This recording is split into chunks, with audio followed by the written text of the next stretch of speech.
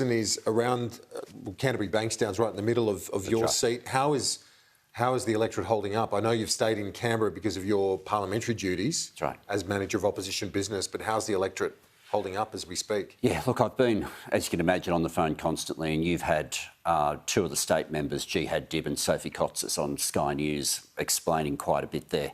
I mean, effectively, the community's gone from scared to confused to increasingly angry. And people are going through now a harder lockdown than what we've ever had before, and they're doing it with less support. You don't have the same support trying to make sure that people remain attached to their employer. You don't have the stimulus or supplement payments going in. There's a whole lot that was there last year for weaker lockdowns that's not there now. The Prime Minister says that in support payments, it is at the level of JobKeeper as it was at the December quarter of last year. But by the end, that's right, when they were starting to pull the whole thing back.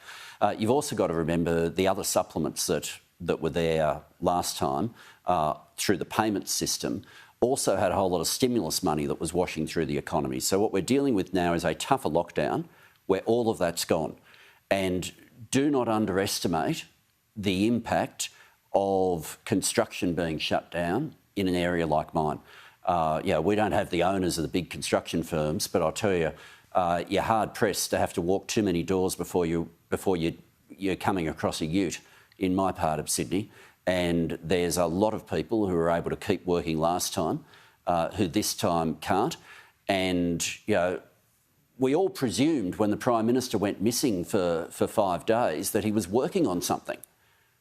And then when the media conference was delayed this afternoon, we thought there must be an announcement coming. And then he stands up and nothing new at all. No extra support at all. And, it's been said before, this bloke doesn't have a tin ear. There's a wall of concrete. And it is clear that he has no idea what's happening on the ground. He has no idea what's happening on the ground, because if he had any understanding of the frustration that people are feeling, the knowledge that people have that if the vaccine rollout had happened properly, we would have entered this winter in a radically different situation, and we wouldn't be seeing the extent of the lockdown that we're seeing now. And yet it's like none of that's happened. He doesn't need to announce anything new and wants to tell us the statistics about how we should all feel good about how things are going. Do you want to see, in simple terms, JobKeeper returned? Is that what you want to see? Something of that style. Like, there's obviously tweaks you could do. You could make sure that, businesses that do well don't get a huge windfall. You could make sure that casuals don't get left behind. There are tweaks that you would make to it. But the principle here is making sure people remain attached to their employer, that the relationship between the worker and the employer remains. What the government's doing right now is a massive shift from people being paid through their payroll to being paid directly from government welfare. All right.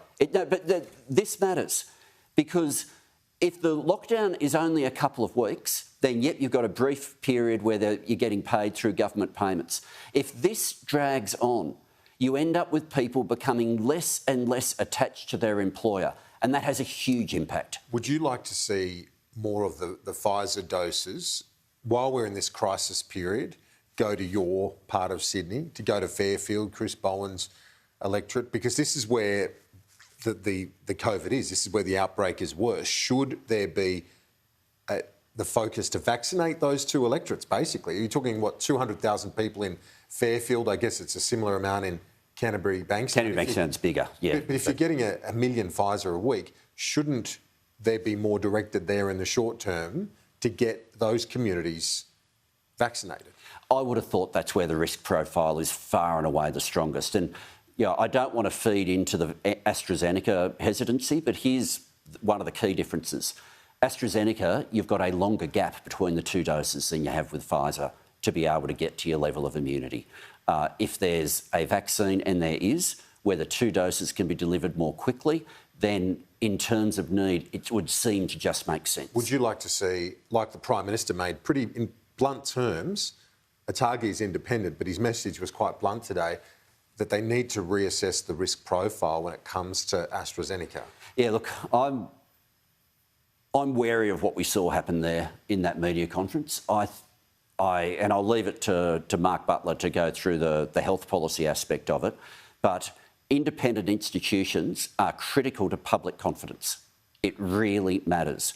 And we do not want to get to a situation where the public believe that there can be political pressure put on the major health body on which we are relying. We are dealing with enough conspiracy theories and people thinking that there's other agendas behind health advice.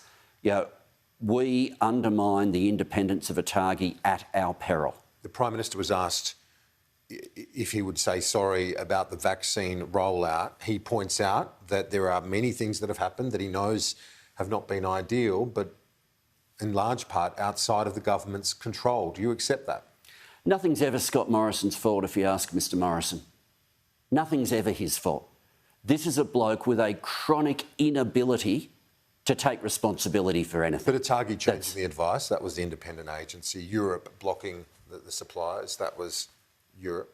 Yeah, and the decision to not contract with 5 or 6 different companies that were developing the vaccine, that was Mr Morrison's decision. The fact that we have less support now in a tougher lockdown, that's Mr Morrison's decision. The challenges that we are dealing with the fact that we've had 26 quarantine outbreaks and we still don't have a federal system of quarantine, that's Mr Morrison's decision. He had 2 jobs this year in terms of quarantine and vaccine. He hasn't done either. And people in my part of Sydney are living with those consequences. Manager of Opposition Business and Member for Watson, Tony Burke, I appreciate your time. Thanks. Thanks for having me back.